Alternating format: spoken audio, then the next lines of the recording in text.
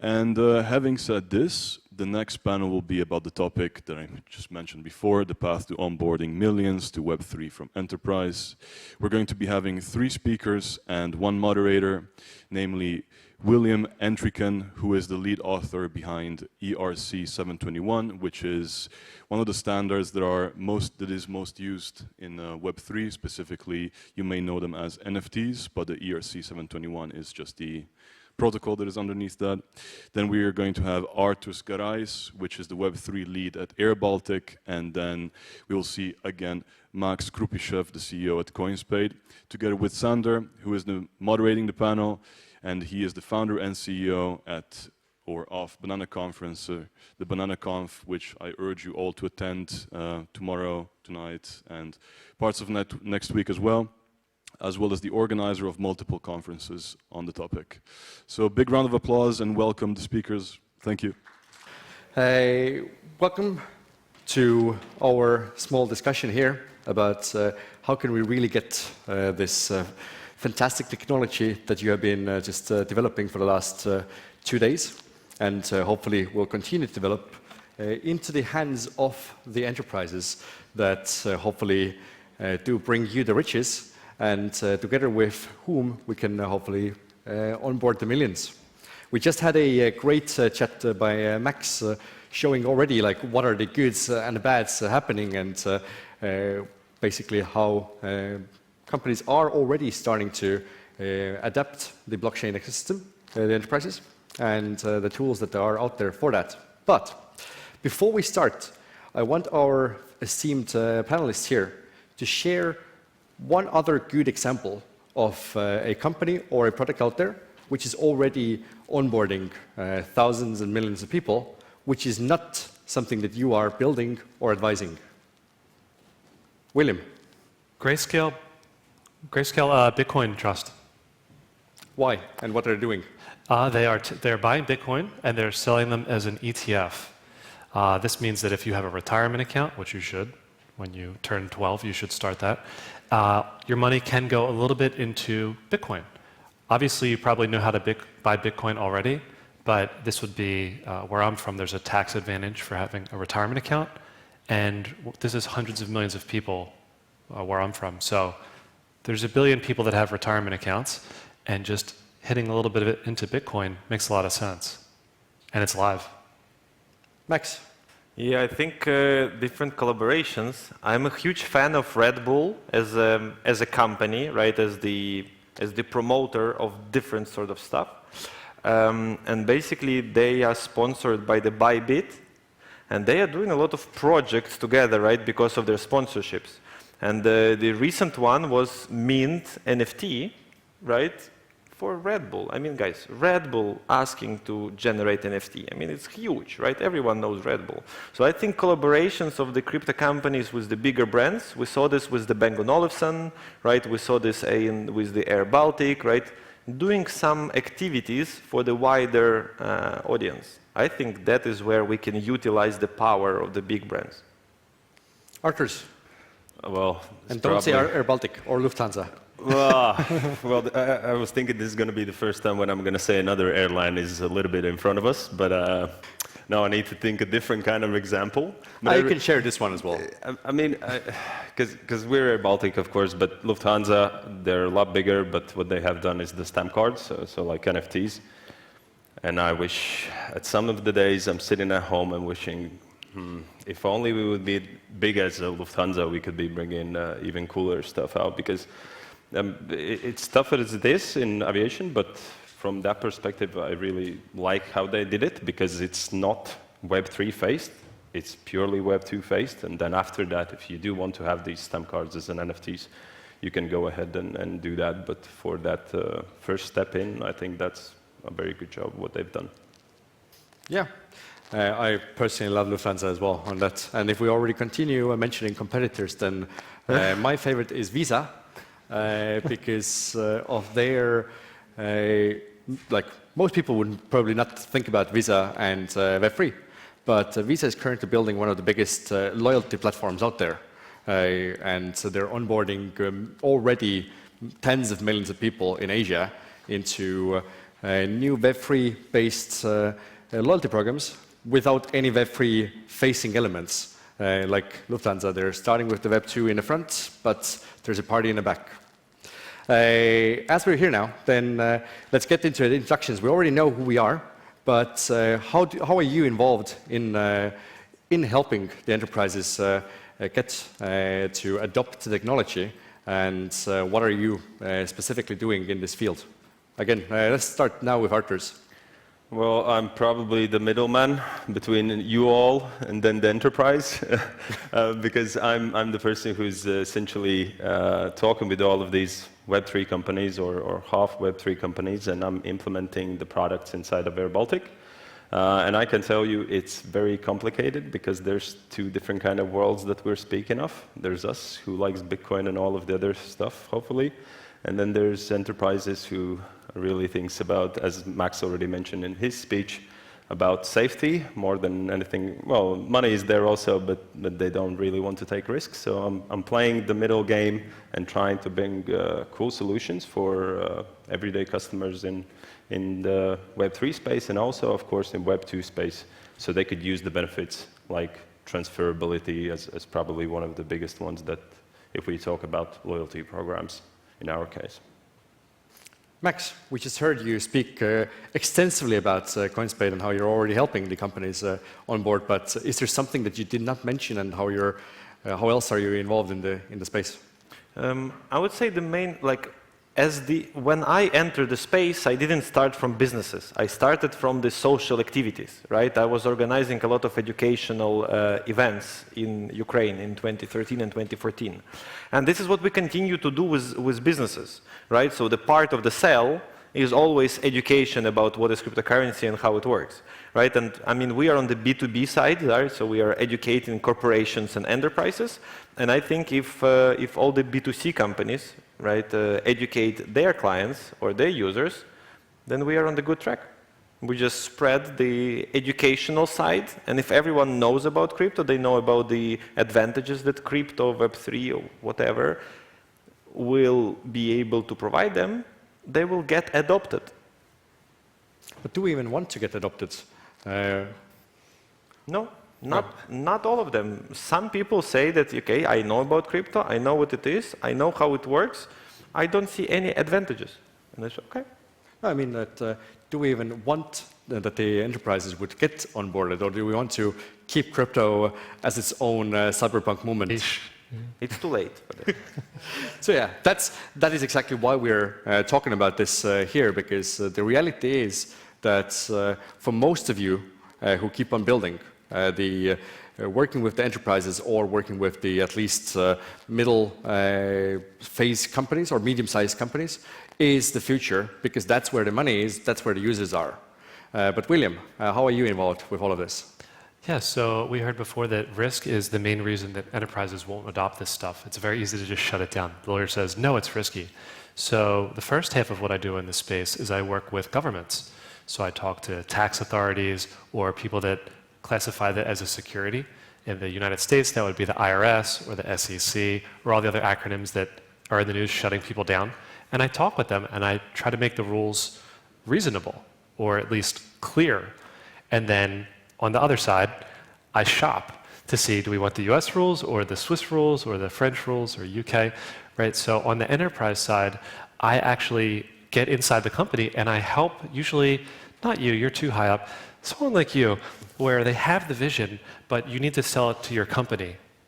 Otherwise, it doesn't work. So on the inside the company, they think, oh, it's so risky. So you need somebody to negotiate with the lawyer and say, this is not risky, it's just community building. We're not making securities. We're just getting people excited about our product. And so usually, if I'm doing my job right, the companies are making really exciting, really fun brand events. And that sounds like a really cool word for just party. So we have parties related to their products, and that is not a security. And if I can just explain that to the lawyer, my job is, halfway done, and then we just have good parties. And that's the whole reason that we're doing this stuff. We're not doing it to double our money. Like, that's gone. We've already doubled our money, right? You guys are too late. So the point is, we're doing this stuff to have new, fun ways of doing business. That's what the hackathon is about. We're trying to change the way people do business. The hackathon wasn't take what we're already doing and make it more colorful. We're trying to have more fun, and that's what I do. And all of this, considering that the audience here is those that are building those next wave solutions, then in your experience, what are the things that builders need to know and usually are kind of ignoring when they are building something for the enterprises? What is kind of like the biggest pitfalls and how to avoid them in your experience, starting with you, Max? Yeah, it's relatively easy, unfortunately. Basically, I mean, and I see this like from our competition, right? Because of course, crypto payment sounds very easy, right? You all sit and think like, so what do? You really help businesses to accept crypto and then settle them to the bank account? Everyone can do it, even swapping. I mean, not really. I mean, you cannot just ask a bunch of developers to develop a solution for business. It doesn't work that way. I never saw this really happening ever. I mean, if you look at Apple, to some extent it was happening in the beginning, right, where the guys were doing something in the garage. But I think Steve Jobs, he was not just a geek, right? He was a bit more than a geek. So just being a crypto expert without understanding of the compliance, without understanding a bit of the legal parts, a bit understanding of the regulation, a bit understanding of the capital management of the company, I don't know, the cash flows, like the HR and stuff, it's very hard for you to make the solution for the business that will work for them, right? Unless you really know that if you know your client inside out, then it's easier to develop the solution which will work for that business, right? That is what some businesses do. They replace the suppliers with themselves. Because if you are, let's say, a Nestle, right, and you need a logistics service, you can invest in logistics service, right, and make them exactly what you need. So this sometimes works, but if you just see the opportunity on the market, it's very hard for you to just get the market right, the timing right, the solution right, the product right, the service right, and I don't even remember if I'm answering your question anymore. No, but you certainly are, because that's the reality. Most of us here, we love to play around with cool shit and build cool shit.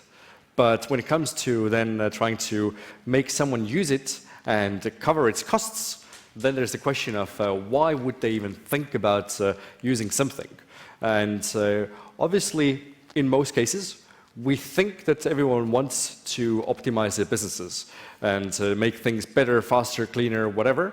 But in the end, they usually want one or two things: earn more money or save more money while earning the money. And if you're able to do one of this very clearly, then they might buy you.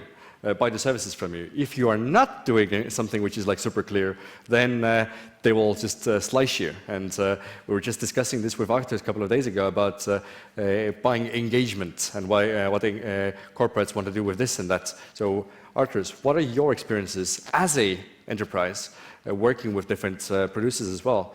Like, what do you see them doing wrong and what can they do better?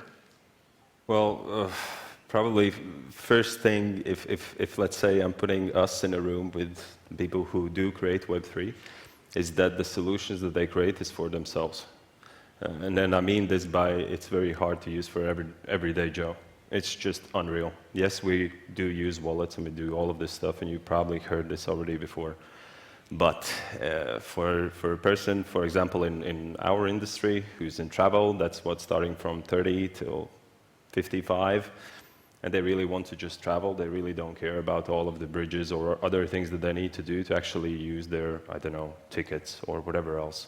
And it's just so hard. And there's a big difference when we speak, because the languages that we speak, even though it's English, in reality is not, because there's technical side and then there's business side. And it's very hard to put these two together. Some of the times we have succeeded. We use Crossmint as one of our partners. But again, their solution is only used in one of the tiny things that we have because it's easy. And it really needs to be easy. If you can land something that is very easy and not easy to you, but I mean easy to the customer, then there can be talks. But again, I think people in this room are way ahead of us for a few years, and us I mean by enterprise. So what you create today probably will be very interesting for us, let's say in 2-3 years, because that's when our side will be educated enough to actually start understanding what cool things have you built. I remember when we started having discussions about enterprise use case of Web3 back in 2018, and then we're talking like 2024, that's going to be the magic year. We checked it back in 3 years ago, people still say the same. Now Arturs is saying that it's going to take 2-3 years, but William, you're still saying that this year it's going to happen. How come? I think it's already happening with these major applications. Let me give you the answer on this. So for you guys, for the people in the audience, you're building and you want to get funded and you want to sell to these people and everyone else. I think there's 2 things you need. The one is the software development kit. That is the single button, documented explanation of how to just build this in. Okay, you've seen SDKs before, right? So that's one thing you need. You also need a customer development kit. You need a just as well documented, plug and play and easy as your SDK is. You need to explain how this fits into their business and helps them sell more stuff. And you can actually document that, include the integration points in a PDF file called a case study or white paper, and then that's how you do this. That's how we get people excited. Unfortunately, those people are usually missing from the team. They don't explain it or articulate it well, and you have to find an advocate, someone who just loves crypto. They're like, give me 2 years to work on this. And you're not getting the phone call from the CEO like, I want this now, because they just don't understand the integration. They don't understand the new customers. I think that we're already here because these SDKs exist. In terms of retirement funds, it already exists, you can buy it. In terms of Coinspaid, there's a button, you can integrate it. Some of the story is lacking. Some people don't see the vision of how easy it is to just add another button. You can use PayPal.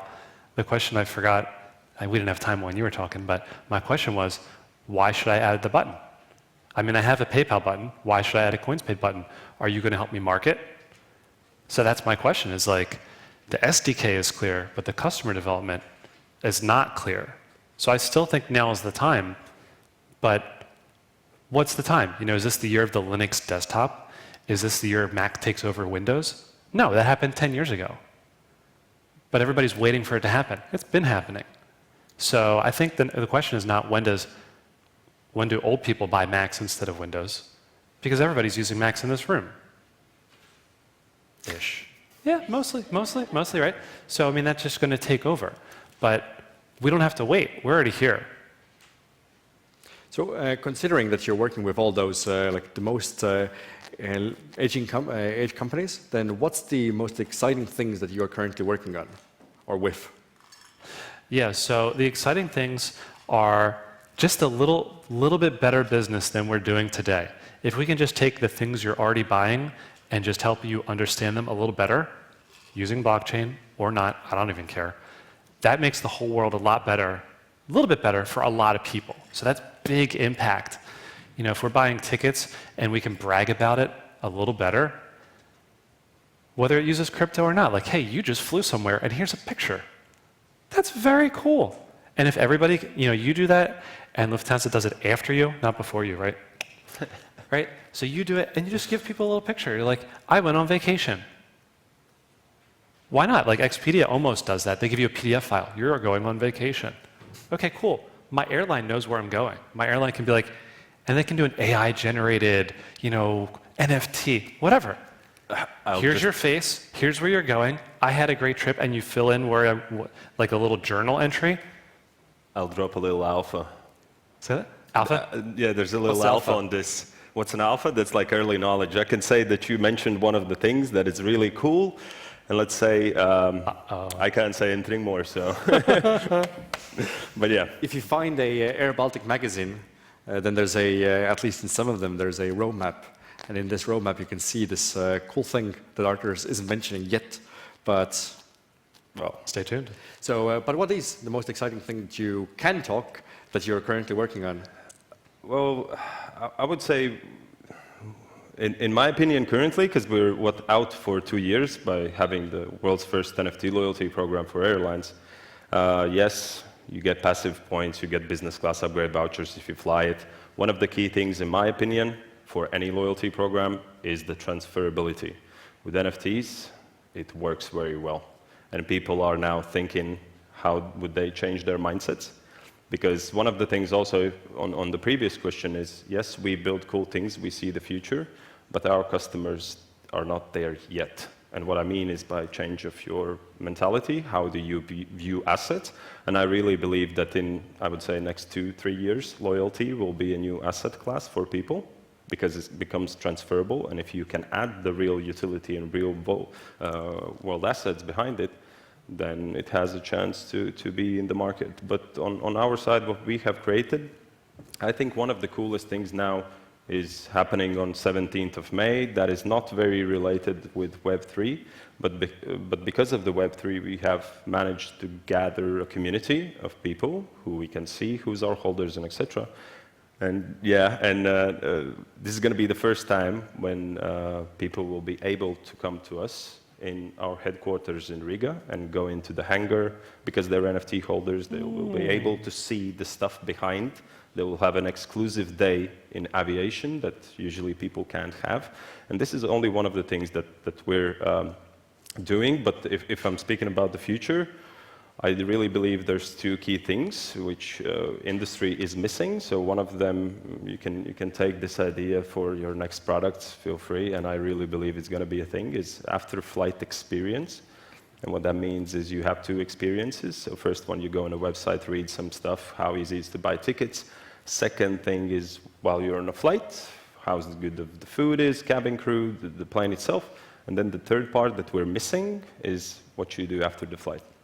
And let's imagine you're a plane holder, you get to Paris, to, I don't know, NFT factory, and we send you a message, hey, thanks for choosing us, because you're an NFT holder, you can go in the gallery and see it for free, or go to a restaurant and have something for free, or wherever else. And this is going to be your third thing, and it's going to turn into a full package, and next time, as a company, as an enterprise, our retention rates will go up, because we hit all of the 3 buttons, and we're going to have more money coming in. And these are these kind of solutions that we are looking for, which is also, of course, payments and all of the other things. We need something that we can see an actual value, not, let's say, nice to have thing. Forget that you heard that, because otherwise you might be starting to compete with my new things. But Max, what is the most exciting thing that you're currently working on within Coinspaid? Oh. Everything. No, basically we are working on redefining how what's the end consumer experience is. Mm-hmm. Because there are so many different sort of the ways and the stakeholders that can be paying, right? They can pay online from the centralized exchange. They can pay online from their own wallet. They can make a mistake, and they need a simple way to get a refund, right? Which has to be connected somehow now through the email and so on. If we need to collect the address for potential refund, it also has to be implemented in the flow. The next thing that our clients, as I said, have difficulties when we add new cryptocurrencies. They have to reintegrate a bit. So giving them the tools where they don't have to do anything when we change fees, minimum transaction amount, we replace the logo, right, of the cryptocurrency, we rename the cryptocurrency, we move USDT on another blockchain, right? All those things make sense. Now we're entering the offline world, right? So the POS. The POS pretty much shares the same needs as an online, right? But you also don't really have the copy function, right? You cannot just do a copy from the POS. And if we speak about the POS, there are different businesses, right? Sometimes the speed is not important. If you are at the 6th and renting a car, you know that you will spend an hour there. You can pretty much be slow. But if we work with the Rimi or whatever, or the Circle K, 1 minute probably too much, right? You need to be within 2 minutes. Right, so speeding up the procedures and stuff. So that is where we mostly go, right? To be able to capture new markets and the new geographies, you need to have really a set of tools. So I would say this is the most exciting that I see for us as the next sort of big product overhaul in the company. And I mean, obviously entering California. I mean, working as a business in California and going there, you know, as the entrepreneur to California to sort some business deals. Sounds exciting, no? Yeah. On that note, do we have the microphone somewhere here? And do we have anyone that wants to ask a question from the audience? Starting with Jennifer back there. You're hired. Hi. So first of all, thank you so much, Sander, Artur, Max, William. I think I've been able to tweet you guys live. We're really happy. 25 hours later, after I left Hong Kong, I got to join you guys at ETHTallinn and now live post your picture up and tag you guys correctly because I want to make sure I'm tagging the right ones. So I we're want to now know. famous in Hong Kong. Just so you know. I'm more famous in Hong Kong than where I live. I'm a tiny, okay, I'm only a tiny bit famous in Hong Kong. It's sending the post now.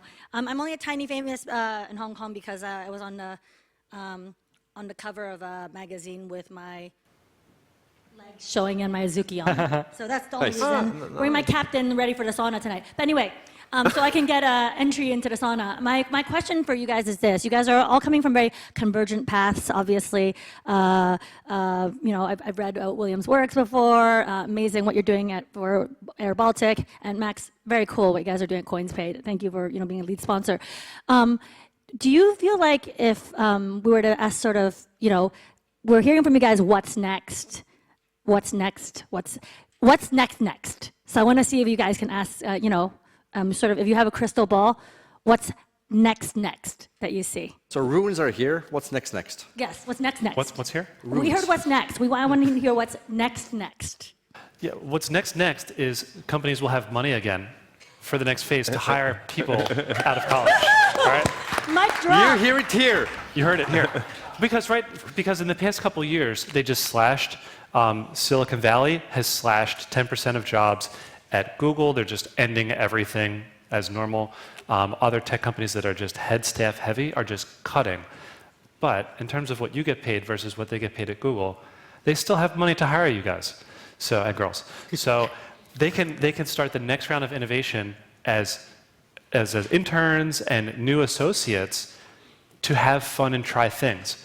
And again, they don't always have an agenda, right? They're not always like, we have a business plan. You need to increase engagement. No, they're like, come in, colorful couches, come up with cool ideas. William, but I'm going to ask you a quick question. Hired. Back at you.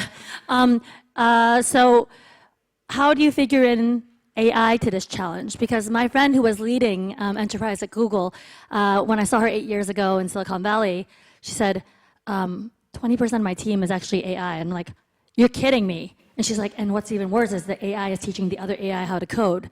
So how do you think we're going to stand up, humans against Yeah, AI I used to work as at Google, and they've been doing AI secretly. Yes. We're recording since sorry if I boxed it out. early in the aughts. That's what I'll tell you. Way before, and they have their own hardware, so they are very ahead of this stuff, which they very don't say anything, which is just useless because they don't hire exciting people in AI. They're doing very nerdy stuff, and basically it's only for one product. And now they're getting embarrassed because Elon Musk invests in OpenAI and just runs circles around Google. That's why their head staff is getting cut. So the answer to your question is the same thing. Companies have no idea how to do AI. They're just going to hire people, and they're not going to make AI departments. They don't even know. They can't even spell AI, right? So they just want people to come in. If you can do email marketing faster than somebody who does email marketing there, you win. Your job title is not AI. Your job title is email marketing. But you just make emails twice as fast. So that's why the interns come in with this knowledge, and then you go from intern to big money very fast. Because I've seen companies, they're not using any AI anywhere, and you're just going to smash them. So don't put AI on your resume, just put, I do emails 7 times faster than the rest of your people. Here's some examples. Here's my portfolio. Portfolios are huge for resumes, and you just get in. Max, what is next? Singularity. I mean, this AI thing. I mean, honestly, I haven't heard about this. I mean, I heard the word AI, and I probably would be able to do the spelling of AI. Actual intelligence. Actual, yes. Actual. Effective with A. I think with how it is moving now, I think it will be within the lifetime even of us, right? It will not be 100 years, right, where AI will not be answering emails, when not the human with AI will be answering emails more effectively. I think in a few years it will just say, it's AI answering emails, really. It asks me some questions, and I just say, that is how I think. He's like, okay, your emails are done, sir. And I think in the business decisions and so on, over the course of, I don't know, even 5, 10, 15 maybe years, our jobs and our world will be completely different. And honestly, I have no idea how exactly, but what I sort of feel for now, that we have to understand how those things work, right, to have a better position in that future world where we are, right? So ignorance is not an option, in my opinion. So we cannot say, oh, some clever guys will do the stuff. Because if those clever guys do the stuff, then we will be our grandfathers with the phones and like, what the heck, right? And we will be just sort of like outside of the whole fun that will be happening. Of course, we will all die in the end, right? And AI or not AI, this will happen anyway, right? And hopefully we will not end up like in the Fallout movie. But there would be huge changes, I think, in the next years. Well, I completely agree on AI, and I do hope that we're not going to come to a point where no one is flying airBaltic, but... They're just going to be flying in a simulator. Yeah. But fly for me. Come back. Yeah, on the side of what's coming, I can probably really speak the most on travel and hospitality. It's unreal what's happening behind the scenes that probably you don't know. World Aviation Forum, we've been there for 3 years now. This year they have a special track, and companies are going blood deep to get there. Because for us, it do fix a lot of issues. We can make the money twice, let's say. We can have the same revenue if we open up the secondary markets for flight tickets or loyalty cards or whatever else.